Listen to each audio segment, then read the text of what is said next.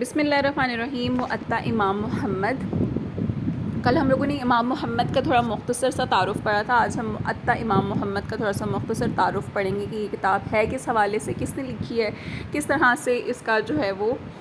یعنی اس میں کتنی احادیث ہیں یا اس کے بیچ میں جو ہے وہ کیا طریقہ کار ہے۔ تو المؤطا جو ہے وہ علم الحدیث کی مشہور کتاب ہے جسے اپنے زمانے میں مدینہ منورہ کے جلیل القدر امام مالک بن انس الاصبہی نے مرتب کیا۔ دیکھیں مؤطا امام مالک آپ نے پڑھی ہے نا، جو امام مالک نے اس کو ترتیب دیا تھا، مؤطا کے نام سے وہ مشہور ہوئی تھی۔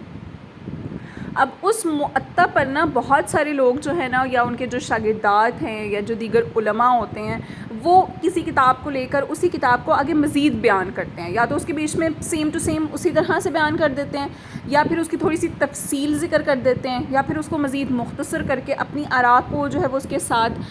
نشر کر دیتے ہیں۔ تو اس طرح سے جو ہے وہ ان کتابوں کا نام الگ سے شمار ہوتا ہے۔ تو المؤطا امام محمد بھی اصل میں وہی ہے کہ ہم نے پڑھا کہ امام مالک سے جو ہے وہ امام محمد نے استفادہ کیا ہے، یعنی ان کے شاگرد یہ رہے ہیں، تو امام مالک کے شاگردوں نے جو ہے وہ ان کی مؤطا کو آگے نقل کیا ہے۔ اور جو مؤطا امام مالک ہم نے پڑھی وہ یحییٰ،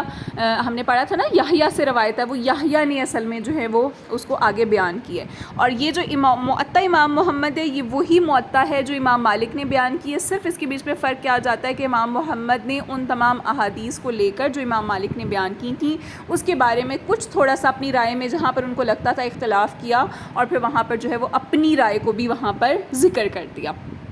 تو المؤطا علم الحدیث کی مشہور کتاب جسے اپنے زمانے میں مدینہ منورہ کے جلیل القدر امام مالک بن انس الاصبہی نے مرتب کیا تھا، یعنی ترتیب دیا تھا۔ یہ کتاب نبی کرم صلی اللہ علیہ وسلم کی احادیث، صحابہ کرام کے آثار، تابعین اعظام کے اقوال اور امام مالک کی ذاتی فقہی آراء کا مجموعہ ہے۔ امام مالک نے اس کتاب کو مرتب کرنے کے بعد اسے علماء کے سامنے پیش کیا تو اس کتاب کو غیر معمولی مقبولیت حاصل ہوئی، یعنی بہت زیادہ مقبولیت حاصل ہوئی۔ بہت سے اہل علم نے اس کتاب کو امام مالک سے نقل کیا۔ اب نقل کرنے کا طریقہ کیا تھا کہ امام مالک لوگوں کے سامنے حدیث یا اثر بیان کرتے تھے اور لوگ اس بیان کو نوٹ کر لیتے تھے، یعنی لکھ لیتے تھے اپنے پاس یا یاد کر لیتے تھے، اور پھر بعد میں اس کو آگے جو ہے وہ شائع کرتے تھے۔ یہی وجہ ہے کہ امام مالک کے کئی شاگردوں نے نوٹ کی ہوئی ان روایات کو المؤطا کے نام سے آگے نقل کیا۔ مؤرخین نے مؤطا امام مالک کے 16 مشہور نسخوں کی نشاندہی کی ہے۔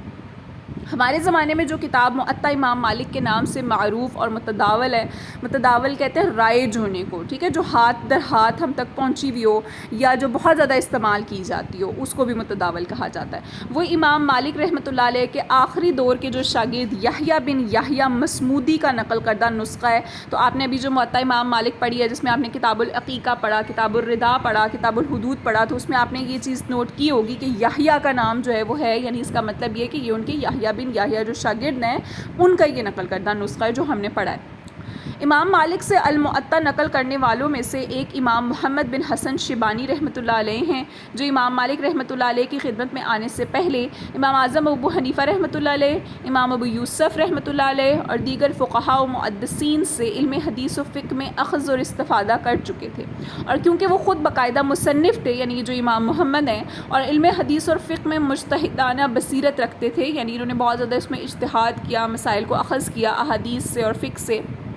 کہتے ہیں اس لیے انہوں نے بعض مسائل میں امام مالک رحمۃ اللہ علیہ کی آراء سے اختلاف کیا ہے اور اپنے موقف کی تائید میں دیگر مشائخ سے منقول احادیث اور آثار نقل کیے۔ یعنی اب یہ جو ہم مؤطا امام محمد پڑھیں گے اس میں وہی امام مالک کی ہی احادیث ہوں گی، لیکن اسی احادیث سے ان کی وضاحت کرنے کے ساتھ ساتھ انہوں نے اپنا، اگر اس کے بیچ میں ذاتی کوئی اختلاف پایا جاتا ہے تو اس کو بھی وہاں پر ذکر کیا ہے، اور اپنے